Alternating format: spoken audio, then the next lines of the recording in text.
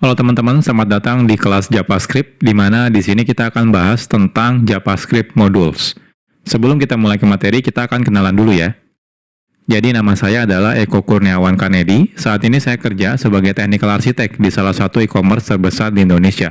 Saya sendiri sudah kerja lebih dari 10 tahun, dan biasanya di sela-sela kesibukan saya bekerja, saya biasanya menyempatkan diri berbagi konten soal programming di website Programmer Zaman Now atau di YouTube channel Programmer Zaman Now. Kalau teman-teman ingin diskusi secara langsung dengan saya, teman-teman bisa kontak saya lewat Telegram ya. Saya sering aktif di sana. Atau jangan lupa juga follow sosial medianya Programmer Zaman Now, ada di Facebook, Instagram, YouTube, dan juga ada di Telegram channel.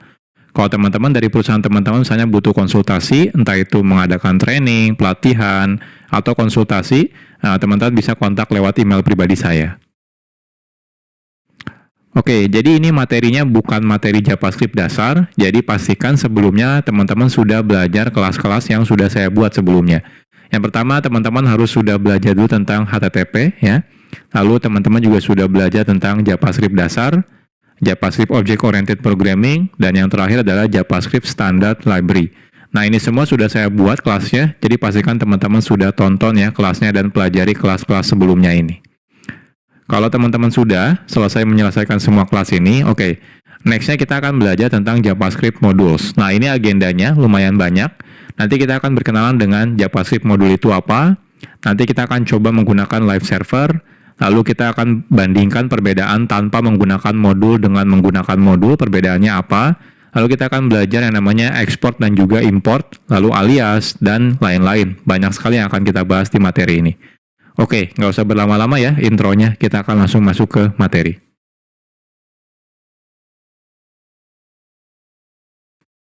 Sekarang kita akan berkenalan dulu dengan JavaScript Modules. Dahulu, kode program JavaScript itu biasanya dimulai dari kode yang kecil dan juga sedikit biasanya ya. Jadi saat kita membuat kode program ya, biasanya ya dimulai dari kodenya yang sedikit dulu. Jadi mungkin jarang sekali kita akan menggunakan kode JavaScript dengan ukuran yang sangat besar dalam satu halaman website. Nah, tapi ya saat ini kebutuhan web ya sudah berbeda. Jadi kalau dulu tuh mungkin kebanyakan aplikasi website itu ya sederhana gitu ya, beda seperti yang sekarang. Kalau sekarang aplikasi web itu sudah sangat kompleks. Jadi kalau teman-teman lihat contohnya aplikasi website seperti toko online gitu ya, streaming online gitu ya, itu semuanya sudah kompleks sekali ya. Jadi lumayan, artinya kebutuhannya sekarang semakin besar ya penggunaan kode JavaScript. Apalagi dengan banyaknya framework-framework JavaScript, seperti contohnya mungkin nanti teman-teman bakal berkenalan dengan React.js atau AngularJS atau Vue.js, itu adalah framework JavaScript untuk membuat web front-end misalnya ya. Jadi otomatis kebutuhan pembuatan kode JavaScript akan semakin kompleks dan juga semakin besar kodenya. Nah, oleh karena itu, sudah seharusnya saat ini ya, itu saat kita membuat kode JavaScript, kita perlu melakukan yang namanya mekanisme split kode JavaScript atau memotong-motong si kode JavaScript ini. Sehingga tidak terlalu kompleks ya. Jadi tidak ditumpuk dalam satu file yang besar ya. Jadi kita bisa split, artinya lebih modular.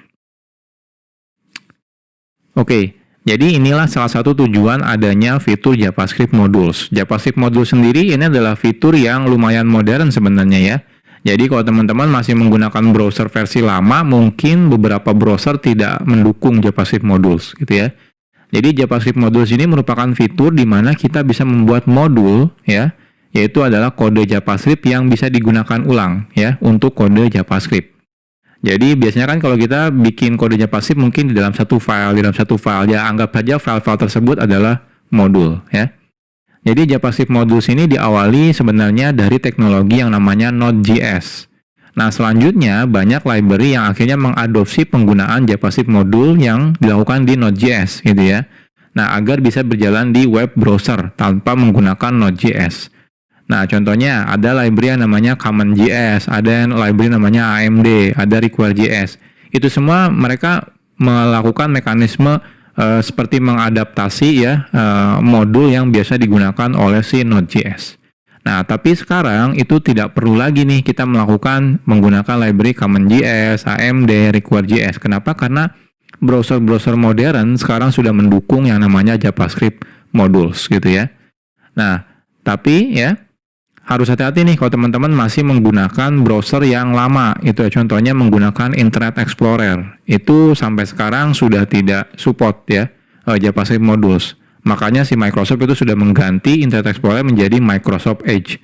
Kalau Microsoft Edge itu sudah mendukung yang namanya JavaScript Modules. Tapi kalau teman-teman masih menggunakan Internet Explorer, maka dia belum mendukung tentang JavaScript Modules. Nah, jadi secara garis besar, ada dua kata kunci yang biasa digunakan dalam JavaScript Modules, yaitu kata kuncinya adalah import dan juga export. Nanti untuk lebih detailnya kita akan bahas di chapter-chapter tersendiri ya. Jadi sederhananya adalah import itu merupakan kata kunci yang digunakan untuk mengambil sesuatu dari JavaScript modul, ya. Nah, sedangkan export itu digunakan sebagai kata kunci yang digunakan untuk memberitahu kalau di dalam modul ini bagian mana yang ingin kita expose keluar, sehingga bisa diimport dari luar modul. Jadi kurang lebih seperti ini ya JavaScript modul. Nah, tenang aja kalau teman-teman masih bingung, nanti tiap chapter kita akan bahas lebih detail gitu ya. Jadi dari mulai pertama nanti kita akan coba bandingkan ya perbedaannya tanpa modul dan menggunakan modul sampai bagaimana cara menggunakan JavaScript modules.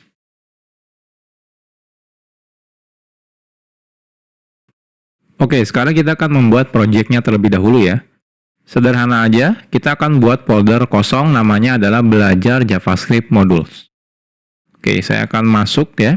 Teman-teman silakan buat folder. Saya akan menggunakan perintah terminal ya. Teman-teman kalau mau menggunakan UI juga boleh, silakan.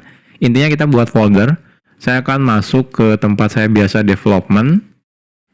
Lalu saya akan make directory namanya belajar JavaScript modules ya. Lalu kita akan masuk. Nah, silakan teman-teman buka foldernya, bisa menggunakan JetBrains WebStorm atau menggunakan Visual Studio Code. Saya akan buka menggunakan dua-duanya ya, WebStorm dan juga Visual Studio Code.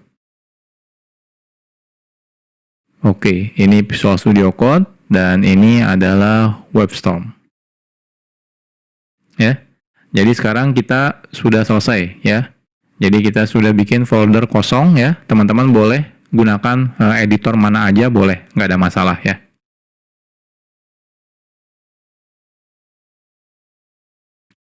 Oke, sekarang kita akan bahas tentang live server.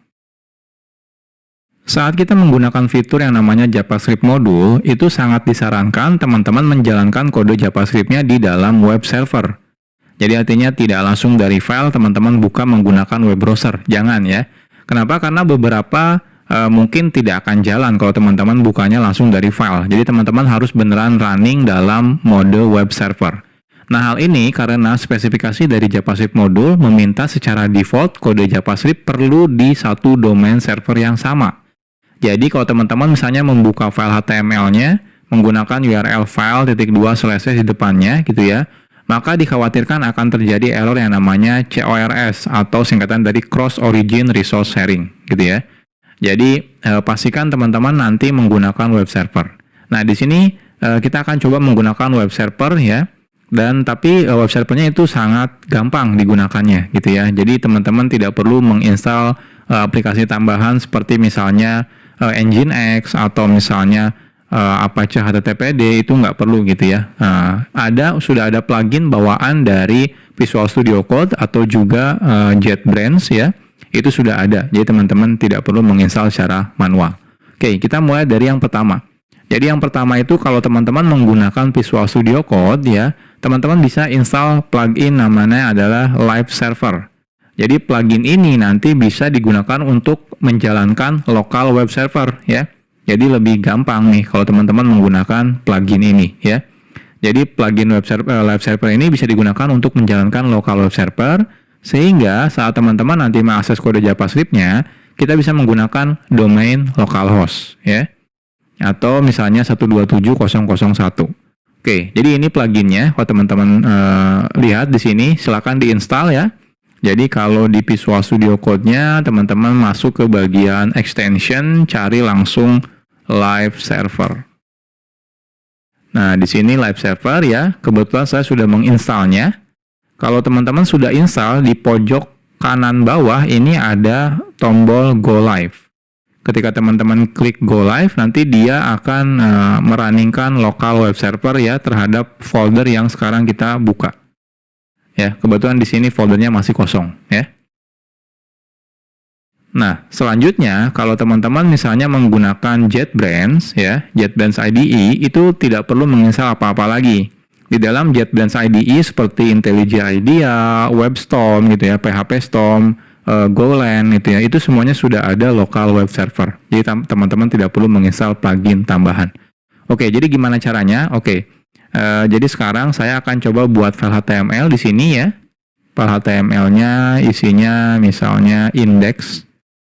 Jadi index HTML. Di sini misalnya belajar JavaScript modules. Oke, saya perbesar. Nah, seperti ini ya. Saya save. Nah, di Visual Studio Code juga sudah ada nih index.html. Ini saya perbesar dulu. Oke. Setelah ini teman-teman kalau di Visual Studio Code dulu ya, kita klik yang tombol Go Live ini. Ketika saya klik, nah lihat dia otomatis membuka browser. Browsernya ini langsung buka 127.0.0.1 di portnya 5500. Ini udah otomatis jalan menggunakan local web server ya. Nah, bahkan dia bisa auto reload. Jadi kalau teman-teman di sini edit gitu ya, saya tambahkan H1 misalnya belajar JavaScript module, saya save ya. Nah, lihat dia langsung reload, berubah ya. Perubahannya langsung kelihatan di sini. Jadi ini enaknya kalau menggunakan live server. Nah, kalau teman-teman menggunakan WebStorm, itu ketika teman-teman buka file HTML, nah di pojok kanan atas di sini ada tombol untuk menjalankan dalam mode live server. Jadi cukup klik misalnya Google Chrome ya. Ketika saya klik Google Chrome di sini, nah dia akan buka Google Chrome. Agak berbeda. Contohnya di sini hostnya menggunakan localhost, portnya 63342 mungkin berbeda ya. Dia biasanya random, beda seperti yang di Visual Studio Code dia portnya 5500. Kalau yang di JetBrains dia random biasanya. Lalu di sini diikuti dengan nama foldernya biasanya. Kalau di sini enggak. Ya, nggak ada nama foldernya. Tapi kalau di sini ada nama foldernya. Tapi dia tetap ada hot reload-nya ya. Jadi kalau teman-teman ubah, di sini saya ubah 2 baris, saya save, saya buka browser, nah lihat dia otomatis hot reload ya. Jadi langsung ke reload seperti ini ya. Jadi ini mulai sekarang, jadi saya tidak akan menjelaskan lagi ya. Jadi saya pastikan kalau teman-teman nanti menggunakan belajarnya ya di JavaScript modul ini, pastikan selalu menggunakan local web server. Jadi saya ajarkan live server, kenapa? Karena ini yang paling mudah. Teman-teman tidak perlu menginstal aplikasi tambahan.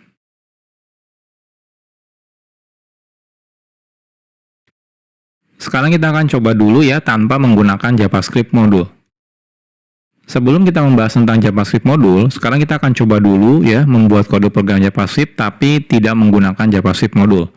Nah, saat kita membuat file JavaScript, lalu kita load file JavaScript tersebut ya, menggunakan HTML contohnya, secara default kode JavaScript tersebut bisa langsung diakses.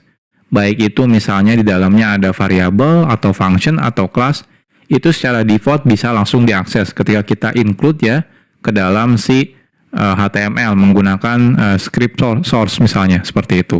Oke, misal saja kita punya kode JavaScript seperti ini. Jadi kita punya namanya library.js. Isinya ada 2 function, say hello dan say goodbye. Oke, kita akan coba. Jadi di sini saya akan buat satu folder ya. Nama foldernya adalah scripts. Nah, di sini kita akan buat JavaScript file namanya library. Jadi kita akan buat function yang namanya say hello, name,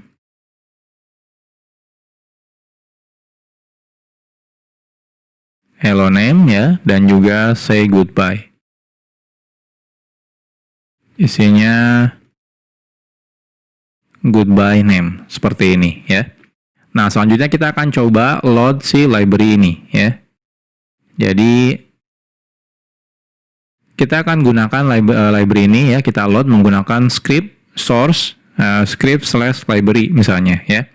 Lalu secara otomatis kalau kita sudah load ya filenya, secara default otomatis semua yang ada dalam library ini ya, library.js itu akan bisa diakses dari tempat ini ya, tempat di mana kita sudah meload si filenya. Contohnya di sini misalnya say hello dan say goodbye. Oke, kita akan coba. Jadi di sini kita akan buat ya file HTML without modul.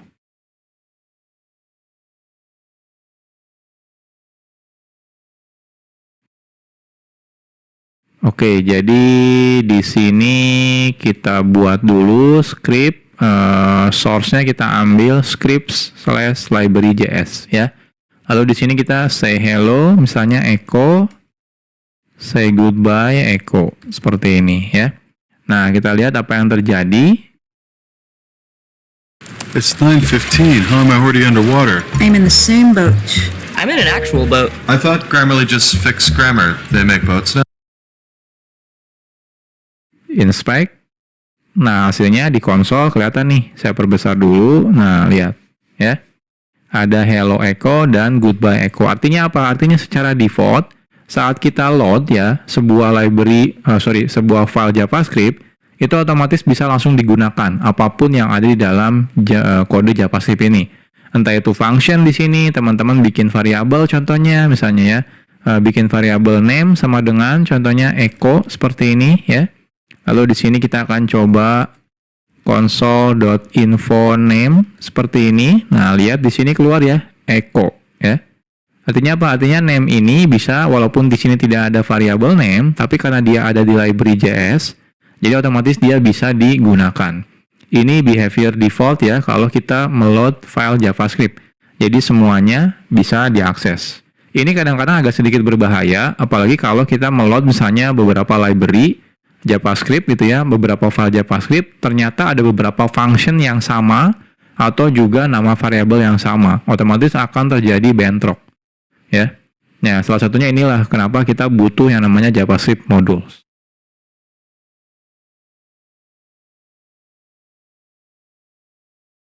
Oke, jadi kalau nanti teman-teman menggunakan modul ya, jadi kalau teman-teman menggunakan modul ya, jikalau kita menggunakan modul, kita bisa secara selektif namanya.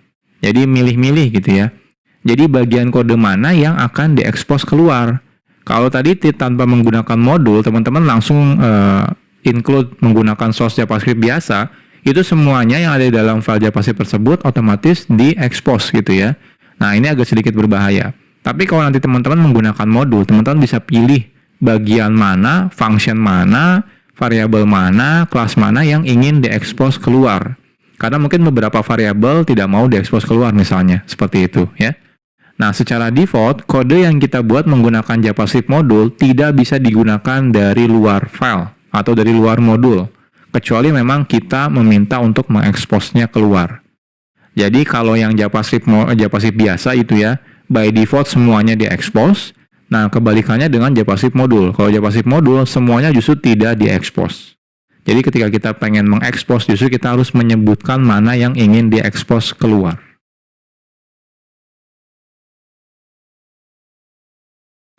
Sekarang kita akan coba buat JavaScript modul. Membuat modul itu sangat sederhana. Kita cukup membuat file JavaScript seperti biasa aja gitu ya. Jadi nggak ada perbedaan sebenarnya saat teman-teman bikin file JavaScript biasa sama JavaScript modul. Yang membedakan adalah saat kita justru meload file JavaScript-nya dari HTML.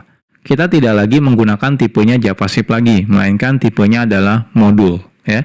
Jadi kan biasanya kita script type JavaScript, defaultnya kita ganti menjadi script type modul ya. Oke. Nah, sebelum kita lanjut, nah teman-teman jangan sampai bingung ya. Jadi di sini saya mau bahas tentang file yang JavaScript dan juga modul JavaScript. Jadi kalau teman-teman nanti ketemu dengan file yang namanya .mjs, sebenarnya itu adalah file JavaScript juga ya. Nah, karena file JavaScript modul sebenarnya sama dengan file JavaScript biasa, kadang developer sering membedakan nama filenya antara JavaScript biasa dengan JavaScript modul ya. Biasanya kalau JavaScript modul, developer biasanya menggunakan file namanya .mjs ya. Jadi modul JavaScript. Nah, hal ini sebenarnya tidak ada kewajiban. Jadi teman-teman boleh tetap menggunakan .js atau kalau pengen beda nih biar kelihatan ya, ini kalau ini adalah kode modul gitu ya. Jadi kita pakainya MJS, itu nggak ada masalah. Tapi intinya tidak ada kewajiban. Hanya saja agar mempermudah ketika kita dalam development, kita bisa menggunakan nama filenya ya. Ya, jadi tidak menggunakan nama file .js, tapi menggunakan mjs ya. Jadi teman-teman terserah bebas. Nah, tapi pada kelas ini kita akan tetap menggunakan filenya .js ya. Ya, biar tidak bingung aja gitu ya, terutama buat pemula loh, kok ini filenya .mjs gitu ya. Nah, tapi nanti kalau teman-teman sudah mengerti tentang modul JavaScript, nanti kalau teman-teman suatu saat melihat project orang lain, extensionnya berbeda, misalnya pakainya .mjs, itu tidak ada masalah gitu ya. Jadi entah itu mau menggunakan .js atau .mjs itu tidak ada masalah ya. Isinya sebenarnya kodenya JavaScript juga, cuma seperti memberitahu aja kalau JavaScript ini isinya adalah modul. Oke, kita akan buat lagi file yang sama seperti yang sebelumnya, cuma bedanya namanya filenya adalah CJS. Isinya apa? Isinya sama persis, tidak ada perbedaannya. Jadi lebih baik kita copy paste saja ya. Jadi dari library JS ini kita akan copy paste di sini menjadi say.js ya. Nah, ini say.js ya. Jadi teman-teman punya say hello dan say goodbye. Nah, lantas sekarang pertanyaannya apa bedanya tanpa menggunakan JavaScript modul dengan menggunakan JavaScript modul? Jadi yang membedakan adalah cara kita meload JavaScript modulnya ya. Jadi caranya teman-teman tambahkan modul di sini. Jadi type-nya itu modul. Karena defaultnya kalau teman-teman tidak menggunakan type, itu type-nya adalah JavaScript. Nah, kita ganti type-nya menjadi modul. Jadi perbedaannya cuma itu saja sebenarnya. Nah, sekarang kita akan coba. Jadi di sini saya akan buat file baru namanya with module ya. With module. Lalu di sini saya akan copy paste yang dari without module ya. Nah, yang membedakan adalah di sini berarti ini ada yang error sepertinya. Oh, kode bodinya. Lalu di sini type-nya yaitu adalah modul seperti ini ya. Jadi bedanya cuma itu saja sebenarnya ya. Nah, sekarang kita coba running. Oke, harusnya jangan ke sini. Bentar. Running. Inspect. Kita lihat. Nah, di sini error. Errornya kalau teman-teman perhatikan adalah say hello is not defined. Jadi ketika kita manggil say hello, ternyata loh kok di sini dibilang tidak didefinisikan. Jadi artinya apa? Artinya say hello itu tidak ada loh. Tapi kan kita ada nih di library JS. Oke, salah ya. Ini say.js. Saya save tetap error sih. Tapi kan ada ya di say.js. Ini ada say hello dan di sini ada say goodbye. Pertanyaannya kenapa? Kenapa error ya? Oke, kita lihat lagi ke slide. Jadi nanti teman-teman pasti bakal mengalami seperti ini ya. Jadi hasilnya adalah JavaScript modulnya pasti error nih ketika teman-teman manggil say hello. Pertanyaannya kenapa bisa error? Jadi secara default, di awal-awal tadi sudah saya jelaskan sebenarnya. Saat kita menggunakan fitur JavaScript modul, semua kode yang ada dalam JavaScript modul, entah itu function, variabel, kelas, dan yang lain-lain, tidak diekspos keluar modul tersebut. Artinya tidak bisa digunakan dari luar modul. Jadi cuma bisa di dalam file itu saja atau modul itu saja. Nah, kalau kita ingin mengakses file tersebut ya, jadi teman-teman tanya, oh saya pengen deh yang function say hello sama say goodbye pengen diekspos keluar. Nah, kita harus memberitahunya secara eksplisit. Jadi caranya adalah menggunakan kata kunci export yang akan kita bahas di chapter selanjutnya.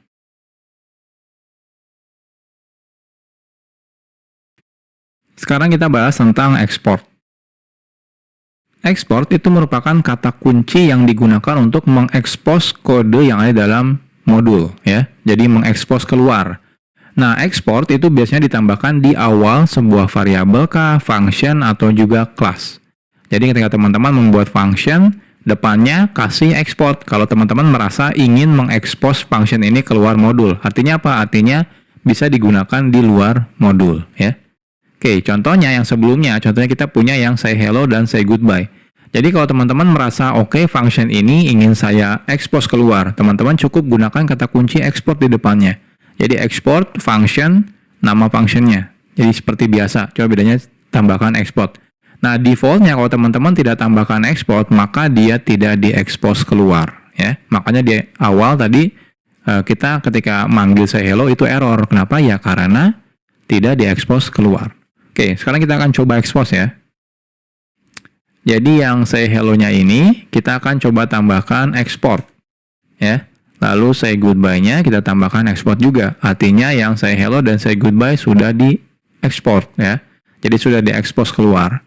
Nah, di sini harapannya adalah say hello dan say goodbye-nya itu jalan. Nah, kita coba refresh. Oke, ternyata masih tetap error nih. Say hello-nya tetap is not defined. Nah, kenapa ini?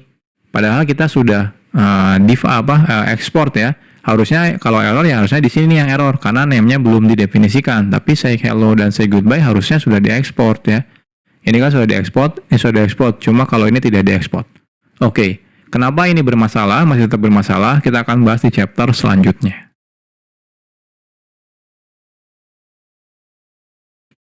Oke, sekarang kita bahas tentang import.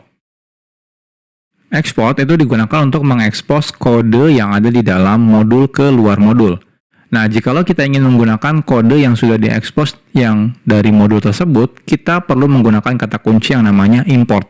Makanya yang sebelumnya tetap error, kenapa? Karena kita belum melakukan import ya. Jadi wajib melakukan import terlebih dahulu. Nah, cara menggunakan kata kunci import ini sederhana. Caranya seperti berikut. Jadi cukup gunakan kata kunci import. Kalau cuma satu, teman-teman bisa langsung sebutkan nama yang akan diimportnya, misalnya nama function-nya, nama variabelnya, atau nama kelasnya. Kalau lebih dari satu, teman-teman bisa gunakan kurung kurawal. Kurung kurawal yang pertama apa, yang kedua apa, yang ketiga apa, dan seterusnya ya. Gunakan koma pemisahnya. Lalu kurung kurawal tutup, from, lalu di sini silakan sebutkan nama filenya ya, nama file modulnya dari mana. Nah, modul hanya bisa digunakan di modul lain. Artinya apa? Artinya yang sebelumnya kan ketika kita bikin script itu defaultnya dia tipenya adalah JavaScript. Jadi teman-teman harus ganti ketika teman-teman menggunakan script, tipenya harus dijadikan modul lagi ya. Nah, saat menggunakan import, kita tidak perlu lagi menambahkan script modul sort satu persatu ya. Karena sudah dihandle secara otomatis oleh si browser. Jadi ketika teman-teman menggunakan import, lalu lokasi file JS-nya, dia otomatis akan meload si file JavaScript modul tersebut. Jadi teman-teman tidak perlu menambahkan lagi tag script, habis itu type-nya modul, habis itu source-nya dari file modul yang mana, itu nggak perlu lagi gitu ya. Oke, jadi contohnya, jadi yang sebelumnya kenapa masih error? Yang pertama, tipenya teman-teman masih menggunakan default-nya yaitu JavaScript, ya teman-teman harus ganti type-nya menjadi modul. Lalu di sini cara importnya adalah import ya, say hello, say goodbye, from. Nah ini titik itu berarti relatif ke file sekarang. Habis itu titik slash script, ada folder script, lalu slash say js ya. Oke, kita akan coba. Jadi di sini ini type-nya kan default-nya kalau teman-teman tidak definisikan type-nya JavaScript. Nah, kita ganti menjadi modul lagi, harus sama gitu ya. Nah, selanjutnya ini kalau saya save, nah lihat di sini masih tetap error. Kenapa? Karena say hello-nya belum kita import. Jadi teman-teman harus gunakan import ya. Lalu di sini say hello, say goodbye, lalu from. Nah, from-nya dari mana? From-nya harus menggunakan, nggak boleh langsung gini ya. Script say js. Nah, kalau seperti ini error ya. Errornya apa? Diberitahu. Kalau misalnya mau menggunakan modul itu harus relatif reference ya. Jadi seperti pakai slash atau titik slash ya, atau titik-titik slash seperti ini. Jadi kalau saya pengen dari file tempat file HTML saya lalu masuk ke dalam folder, jadi titik slash seperti ini ya. Ini saya save. Nah, lihat sukses ya. Nah, cuma info name-nya ini nggak keluar. Kenapa nggak keluar di sini? Karena tidak saya expose di sini ya. Tidak saya expose di say.js-nya. Selain itu juga di sini tidak saya import ya. Jadi kalau di sini teman-teman paksa import name seperti ini akan error gitu ya. Jadi kita melakukan request name tapi ternyata dia tidak diekspor dari modulnya seperti ini ya. Nah, kecuali teman-teman export nih name-nya. Nah, di sini export seperti ini ya. Nah, ini baru jalan nih console info name-nya keluar ya. Echo seperti ini. Jadi sederhana ya menggunakan JavaScript modul itu. Cukup di file modulnya teman-teman lakukan export dan Di tempat yang teman-teman butuhkan, lakukan import.